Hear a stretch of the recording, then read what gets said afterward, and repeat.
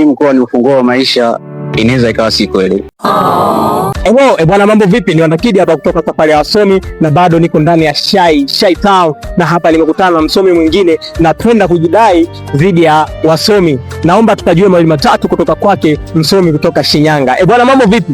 Safi kabisa. Unaitwa nani, unatokea wapi? Kwa majina naitwa Laurent Joseph, natokea Shinyanga mjini. Ni mwanafunzi wa chuo cha NIT. Okay. Kuna huu msemo unaosema kwamba elimu ni ufunguo wa maisha. Kwa upande wako unauzungumziaje huu msemo?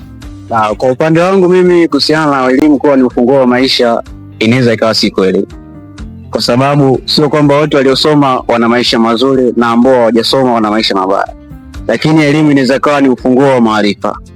Huo ndio uono wangu mimi. Kwa nini elimu ni ufunguo wa maarifa? Kwa sababu kwenye elimu tunatumaini utapata maarifa mengi. Tunaamini kwamba mtu anayeenda shule au anaenda kupata elimu ni mtu ambaye anaenda kuona upande mwingine ambao hajawahi kuona katika jamii yake. Ni hivyo kaka. Yani mimi mpaka sasa hivi umeniacha katika sintofahamu kwamba elimu ni ufunguo wa maarifa, alafu unaenda kumfanya mtu aweze kuona how. Tunaposema kwamba elimu ni ufunguo wa maarifa, tunasema kwamba yeye mtu anapoenda kusoma shule atajua vitu ambavyo vinamhusiana, inahusu maarifa. Kwa mfano, tunaposoma science au biology, tunajifunza mambo ya fans, parts za maua, tunajifunza sehemu za fish. Yale ni maarifa, lakini haiwezi kumsaidia mtu kufanya maisha yake yakawa mazuri.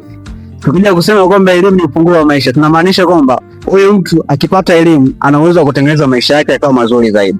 Lakini mtu unapomchukua shule, unapomchukua unampeleka shule, unaenda kumpatia maarifa unayosema ni elimu, ni ufunguo, alafu anatoka pale anashindwa kusurvive kwenye maisha yake mwenyewe. Tunasema huu ni mfumo ambao uko tayari kumtengenezea mtu maarifa mengi, lakini sio kumfungulia mtu maisha. Kwa hiyo inamtengenezea maarifa ili maarifa yamsaidie katika kufungua maisha, kupata ule ufunguo wa elimu, au la?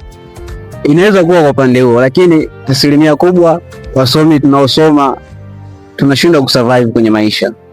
Shukrani sana. Asante sana. Asante. Hapo nilikuwa na msomi kutoka Shinyanga, yeye amezungumzia juu ya kwamba msemo unaosema kwamba elimu ni ufunguo wa maisha. Je, wewe una nini la kusema? Comment ndani ya Safari ya Wasomi juu ya huu msemo unaosema kwamba elimu ni ufunguo wa maisha. Asante. Soma kijana.